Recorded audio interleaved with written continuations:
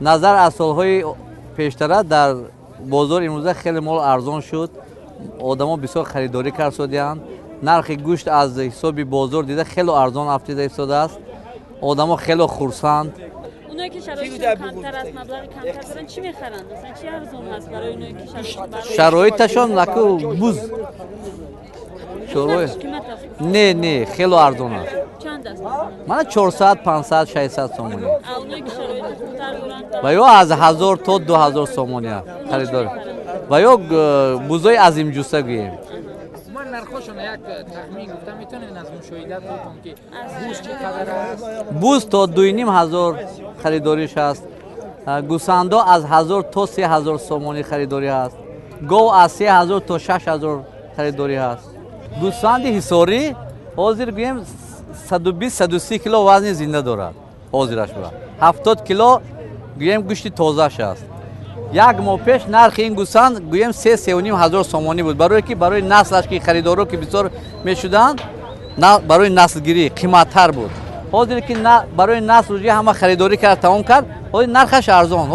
حاضر 2,500. اما برای عید با چقدر فرق کردن؟ با برای عید یک 500 سومانی تا فرقیت کرده است. برای نسل قیمت‌تر میافتد.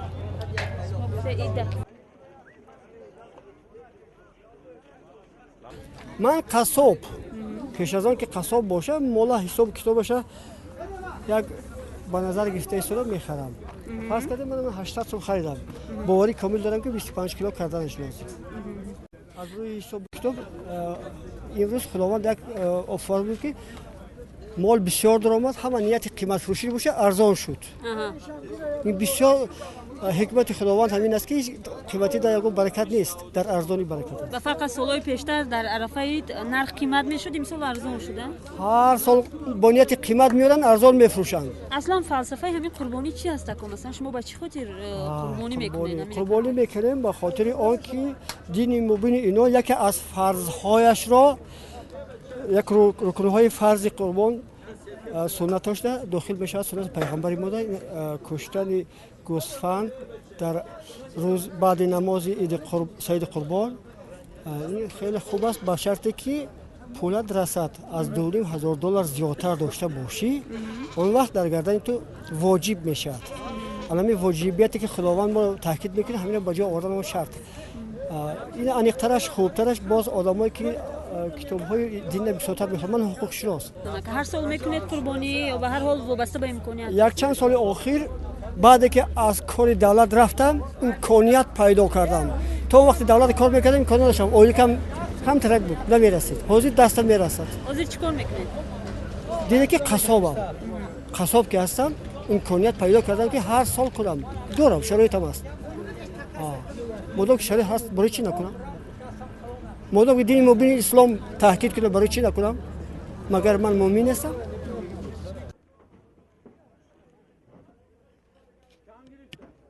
اینا اپی قیامتی روز گذشتهش بانی کردم برای همین قربانی که دو گودک دارم برای هوا مکتب میخونن سر و لواس در کار. آخه من هیچ کس ندارم. انا برای همین سر و لواس من اگه سودا کردم یک کس دادم باید تشمونده با خودم میاندردم. واشه مزم نیست. چشمم کوره با من خودم در روی تا میگم. برای اول ما تا سودا کردم باید تشمون همین یک دیست دادیم برای زندگی برای همه دو گودک 4 گودک میخونم. سحر اگر یاسمین نته بابا ما مکتب نمیرم. اوسو مکتب معلم پول تی میگو. ایسو من خودم پول میتیم. همه در راه در قشلاق باور کنید خیلی درون شدیم. قربانی کرده؟ یه حال یکم بول نکردم برای که شاید باشن میتونه نباشه کردن ضرور نیست. اگر نکنید شرایط نداشته باشه چی میکنید و جای قربانی چیکار مثلا؟ خیلی با یگون در رحموندگی یگون باید همین دستشون اگر باشد البته تیم سرش سریگی و کمپایت میشه. شما عادتا خیر میکنید به آدم؟ همین خیر اگر کسی که صبح دشویه همه از اون قربانی دیگه خطا نکنم. استون چند است؟ این 550 سوم. چند کیلو است تقریبا؟ این 17-18 کیلو.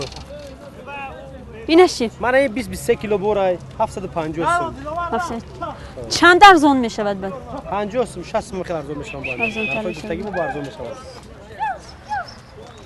тавре дидед бинандаи азиз, дар молбозоре ки дар арафаи ид баргузор мешавад, нархи чорво аз 500 то 3000 сомонӣ арзиш дорад. ин ҳам вобаста аз вазну килои он мол аст.